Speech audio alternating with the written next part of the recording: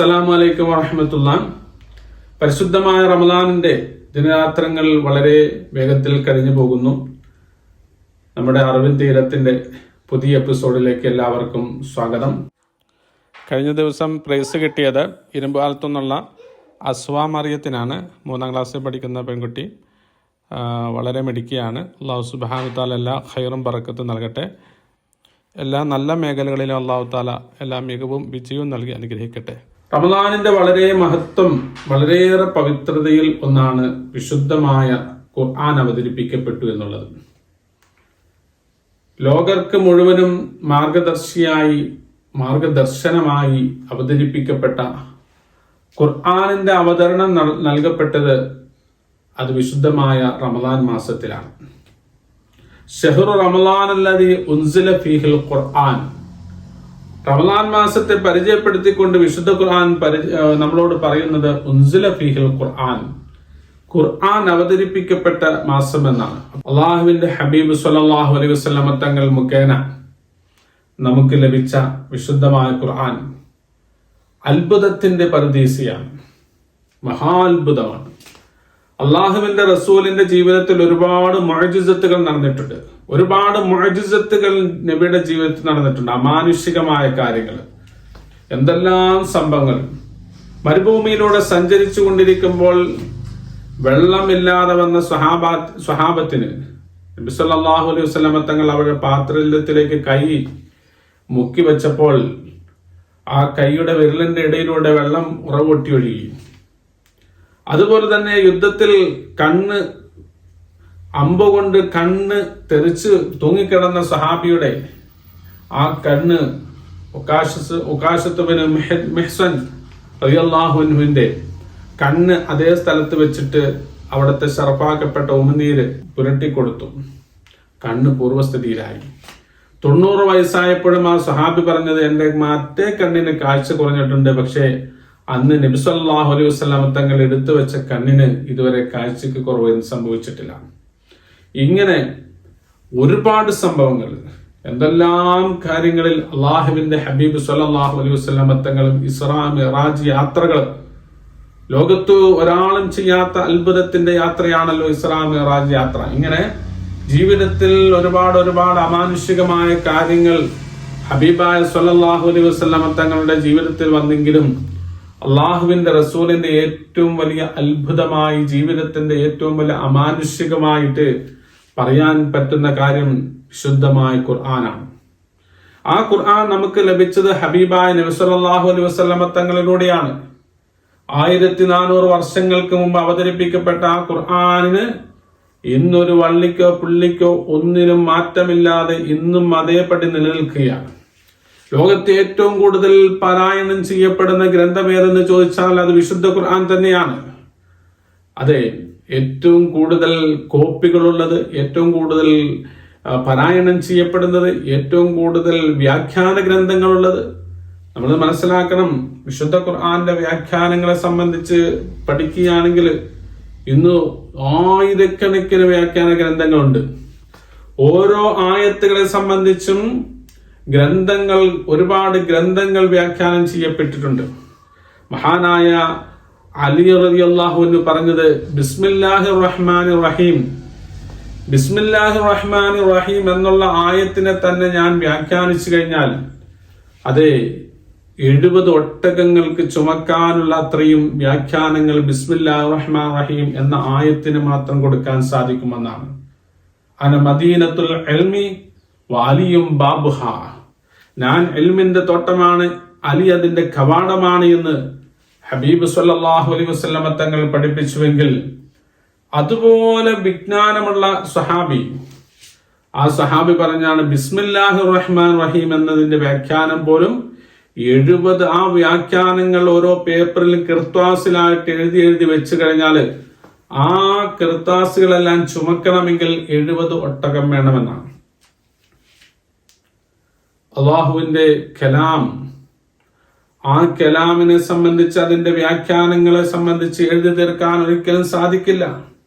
വിശുദ്ധ ഖുർആൻ തന്നെ പറയുന്നുണ്ടല്ലോ, ഈ ഭൂമിയിലുള്ള മുഴുവൻ വൃക്ഷങ്ങളുടെ കമ്പുകളെയും പേനയായിട്ട് സങ്കല്പിക്കുകയും ഈ ഭൂമിയിലുള്ള മുഴുവൻ സമുദ്രത്തിന്റെ ജലത്തുള്ളികളെ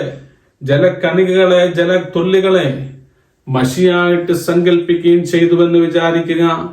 എന്നിട്ട് വിശുദ്ധമായ ഖുർആനിന്റെ അർത്ഥവ്യാഖ്യാനങ്ങളും ഇതെല്ലാം എഴുതാൻ തുടങ്ങിക്കഴിഞ്ഞാൽ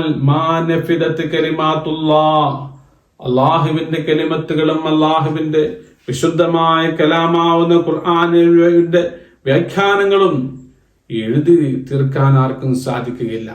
അത്രയും പരാഭാരം പോലെ പരന്നു കിടക്കുന്ന അതിരുകളില്ലാത്ത വലിയ വ്യാഖ്യാനത്തിന്റെ വിശദീകരണങ്ങളുടെ ആഴപ്പരപ്പുകളുടെ ഗ്രന്ഥമാണ് വിശുദ്ധമായ ഖുർആൻ.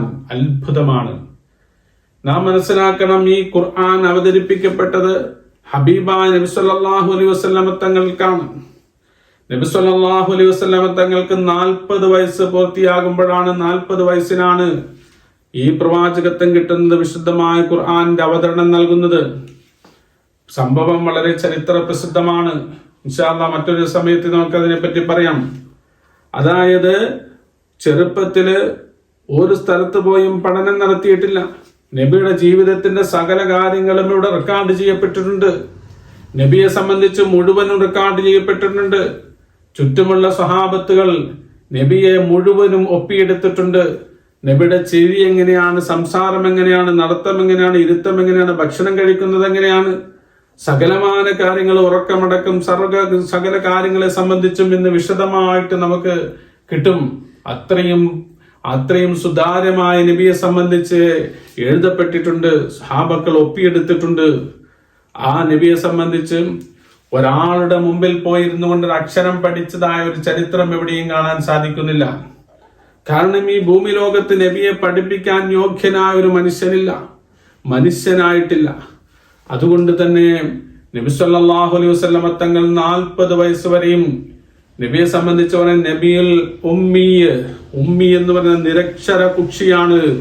അക്ഷരങ്ങൾ പഠിക്കാത്ത ഒരു പ്രവാചകനാണ്. ആ പ്രവാചകൻ അക്ഷരജ്ഞാനി ആയിരുന്നില്ല. അങ്ങനെയുള്ള പ്രവാചകന് 40-ാമത്തെ വയസ്സിൽ വിശുദ്ധമായ ഖുർആനിന്റെ അവതരണം അവിടെ കിട്ടുകയാണ്. അപ്പോൾ നബി സല്ലല്ലാഹു അലൈഹി വസല്ലമയുടെ മുമ്പിലേക്ക് വന്ന് ചരിത്രം ഞാൻ വിശദമായിട്ട് പിന്നീട് പറയാം. ഖുർആനിന്റെ സൂറത്തുൽ അലക്കിലെ ഏതാനും വാചകങ്ങൾ എഴുതി കൊടുത്തിട്ട് കാണിച്ചു കൊടുത്തിട്ട് ജിബ്രീൽ അലൈഹിസ്സലാം അവിടെ നിന്ന് പറഞ്ഞില്ലേ, ഇത് വായിക്കാൻ പറഞ്ഞപ്പോൾ നബി പറഞ്ഞു, മാ അന ബിഖാരിൻ, എനിക്ക് വായിക്കാൻ അറിയില്ല. അവസാനം 2-3 പ്രാവശ്യം ആവർത്തിച്ചു. ജിബ്രീൽ വായിക്കാതിരുന്നപ്പോൾ ജിബ്രീൽ അലൈഹിസ്സലാം നബി സല്ലല്ലാഹു അലൈഹി വസല്ലം നല്ല ശക്തമായ ഗാഢമായിട്ടുള്ള ഒരു ആലിംഗനം നടത്തി ചേർത്തങ്ങോട്ട് ശരിക്കും അങ്ങോട്ട് പിടിച്ചു. എന്നിട്ട് വിട്ടിട്ട് പറഞ്ഞു നബി സല്ലല്ലാഹു അലൈഹി വസല്ലം അത് മുഴുവനും ഓതി. പിന്നീട് നബി സല്ലല്ലാഹു അലൈഹി വസല്ലമയ്ക്ക് മറവി വന്നിട്ടില്ല. പിന്നീട് ഓതുകയാണ്. വിശുദ്ധ ഖുർആൻ ഓതുന്നു. ആരും പ്രത്യേകം പഠിപ്പിക്കാൻ പോയിട്ടില്ല, ആരും പ്രത്യേകം പഠിച്ചിട്ടുമില്ല. ഇതാണ് പ്രവാചകൻ സല്ലല്ലാഹു അലൈഹി വസല്ലമ തങ്ങളുടെ വലിയ അമാനുഷികമായ കാര്യം.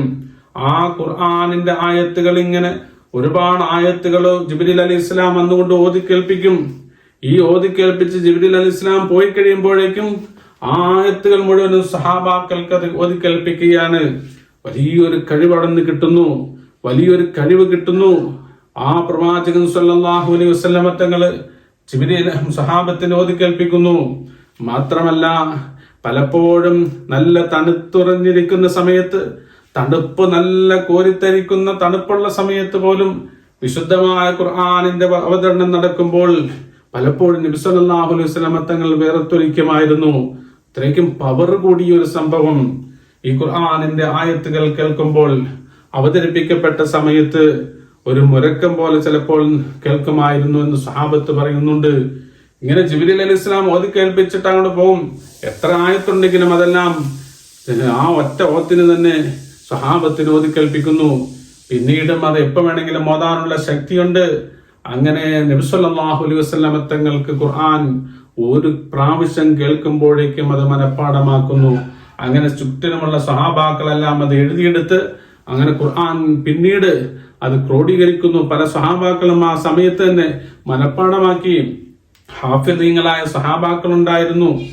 അങ്ങനെ വിശുദ്ധമായ ഖുർആൻ അന്ന് ക്രോഡീകരിക്കപ്പെട്ട ആ സമയം മുതൽ ഇന്ന് വരെയും ആ ഖുർആനിന്റെ ഒരു വള്ളിക്കോ പുള്ളിക്കോ മാറ്റമില്ലാതെ ഇന്നും നിലനിൽക്കുന്നു. ആയിരക്കണക്കിന് വ്യാഖ്യാന ഗ്രന്ഥങ്ങൾ, ഓരോ തഫ്സീറുകളും എത്ര വാള്യങ്ങളാണ് ഓരോ തഫ്സീറിനുമുള്ളത്. ഓരോ ആയത്തിനെ സംബന്ധിച്ച് എത്ര വിശദീകരണങ്ങളാണ്. അത് കഴിഞ്ഞ കാലഘട്ടത്തിലുള്ള ജീവിതങ്ങൾ മുഴുവൻ മനുഷ്യന്റെ എല്ലാവിധ സർവമാന കാര്യങ്ങളെ സംബന്ധിച്ചും സകല മേഖലകളെ സംബന്ധിച്ചും പരലോകത്തെ സംബന്ധിച്ചും എല്ലാ കാര്യങ്ങളെ സംബന്ധിച്ചും വളരെ വിശദമായി കൊണ്ട് വ്യാഖ്യാനിക്കപ്പെടുന്ന, വളരെ വിശദമായി തന്നെ ചർച്ച ചെയ്യപ്പെടുന്ന ഗ്രന്ഥം. അതിന്റെ ആശയങ്ങൾക്ക് ഇന്ന് ഏറ്റവും കൂടുതൽ മാറ്റുകൂടിക്കൊണ്ടിരിക്കുകയാണ്. ഇനി ഏറ്റവും കൂടുതൽ ചർച്ച ചെയ്യപ്പെടുന്ന ഗ്രന്ഥം അതാണ്. ആ വിശുദ്ധമായ ഖുർആനിന്റെ ഒരു മാറ്റങ്ങളുമില്ലാതെ 21-ാം നൂറ്റാണ്ടിൽ പോലും ഏറ്റവും വലിയ ചർച്ച ചെയ്യപ്പെടുന്ന ഗ്രന്ഥമായ വിശുദ്ധ ഖുർആൻ നിലനിൽക്കുന്നുവെങ്കിൽ ഖുർആന് നമ്മൾ വില കൊടുക്കുന്നവരാകണം, നമ്മുടെ നെഞ്ചോട് ചേർത്ത് വെക്കുന്നവരാകണം. ഖുർആൻ എല്ലാ ദിവസം പാരായണം ചെയ്യണം. അല്ലാഹു സുബ്ഹാനഹു വ തആല തൗഫീഖ് നൽകി അനുഗ്രഹിക്കുമാറാകട്ടെ. നബിയെ സംബന്ധിച്ച് പറയുന്നിടത്ത് കാണാം, ഇന്നത്തെ ചോദ്യം അതാണ്, നബിയിൽ ഉമ്മി എന്നതിന്റെ അർത്ഥം എന്താണ്, ഉദ്ദേശം എന്താണ്? അതെല്ലാവരും മെസ്സേജ് ആയിട്ട് വിടുക. അസ്സലാമു അലൈക്കും വറഹ്മത്തുള്ളാഹി.